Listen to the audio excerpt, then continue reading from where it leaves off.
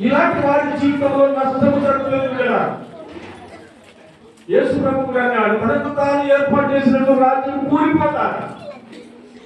ఏదైనా మన ఇష్టానుసారంగా ఏ పని అయితే మనం చేస్తామో ఆ పని కూలిపోతుంది.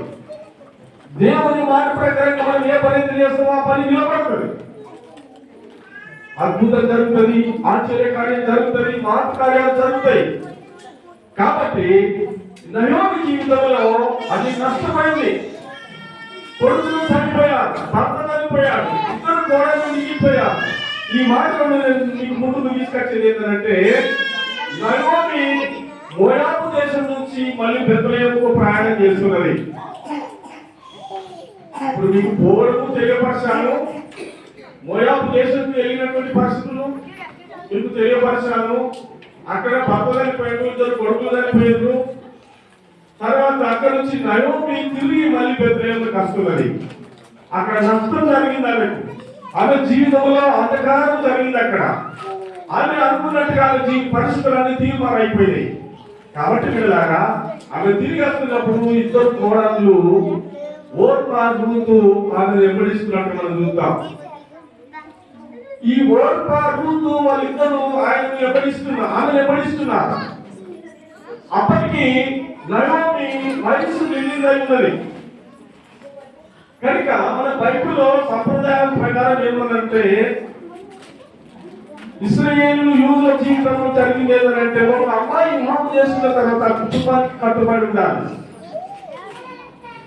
ఆ కుటుంబంలో ఒక వ్యక్తి చనిపోతే ఇంకొక వ్యక్తిని వివాహం చేసుకోవాలి. కుటుంబంలో జరుగుతుంది సిచ్యువేషన్ అనే పారంపర్యంలో కొన్ని విషయాలు ఉన్నాయి.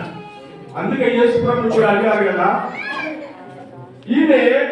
ఈ స్త్రీ మొట్టమొదటిగా ఆ భర్తను చేసుకున్నది. భర్త చేసుకున్న తర్వాత భర్త చనిపోయాడు.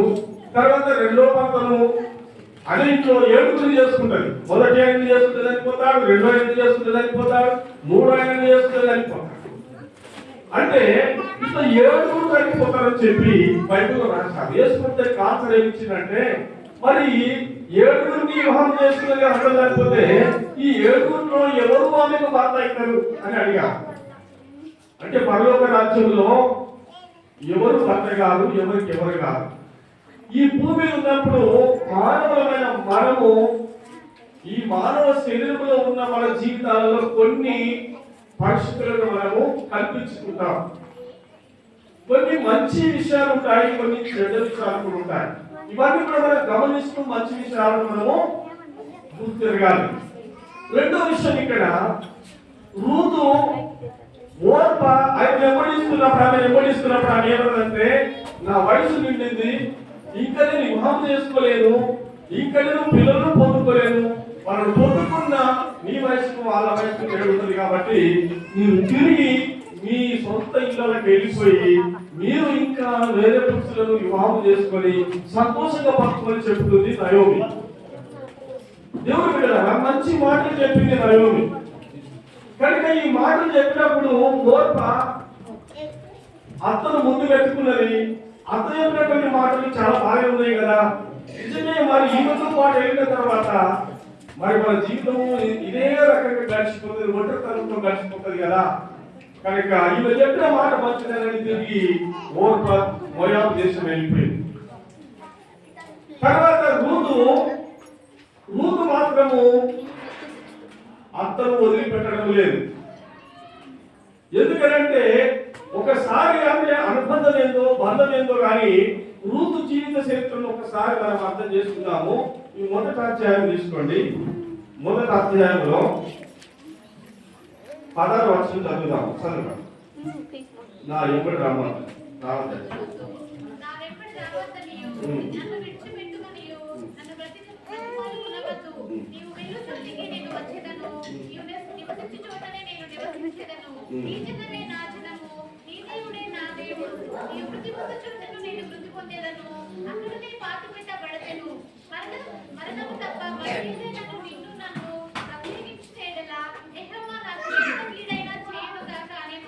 ఆమేన్, హల్లెలూయా.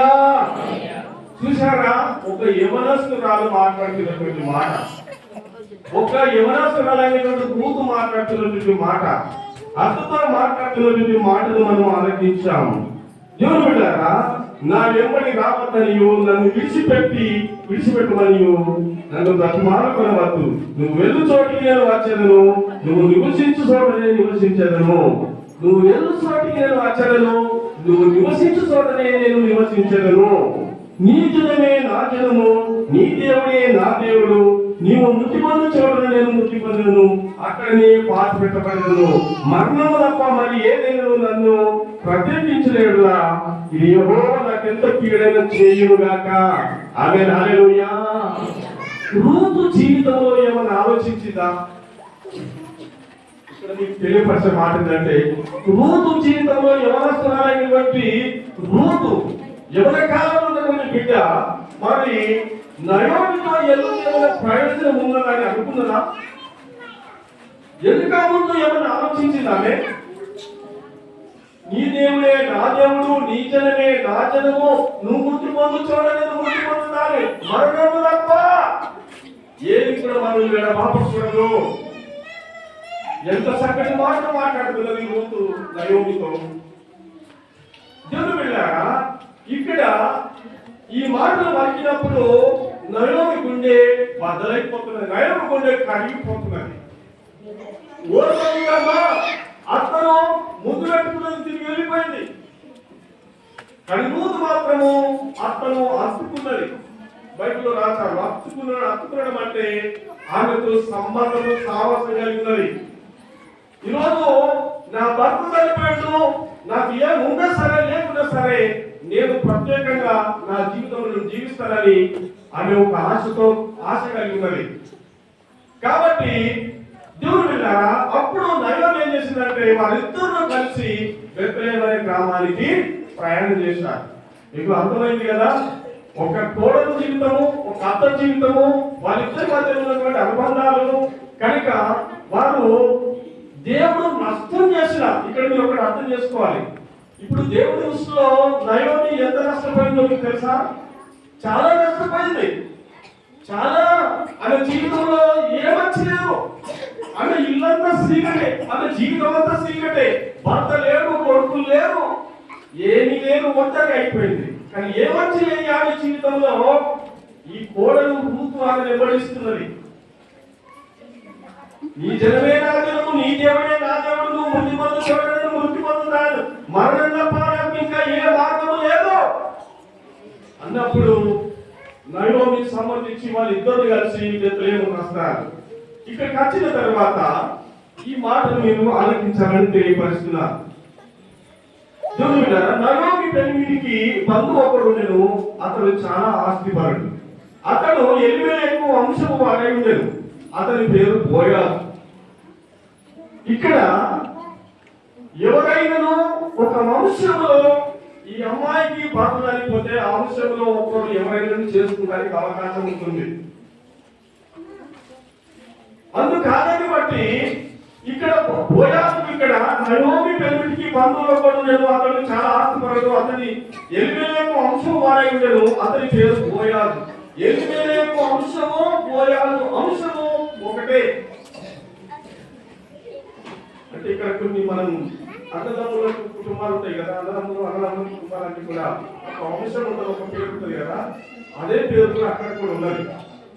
ఇక్కడ గమనించండి మీరు, మోయాబు రాలైనటువంటి రూతు నీ సెలవు అయిన నేను పొలంలోకి పోయి ఎవరి కటాక్షంగా పొందగలను, వారి వెనుక పరిగె ఏరుకుందని నయోమితో చెప్పగా ఆమె నా కుమారి పొమ్మని చెప్పాను. యవనస్తురాలు, మీరు ఒకటి గమనించండి, యవనస్తురాలంటే పనిమంతురాలనే. ఆమె చాలా పనిమంతురాలు. నిజంగా ఆమె బెత్లెహేముకు వచ్చిన తర్వాత అత్తగారింట్లో నేను ఎవరి నాకు పరిచయం లేను, నేను ఏం చేయాలి అని ఆలోచించలేదు. ఏదైనా ఒక పని చేసుకుని బతకాలి కదా.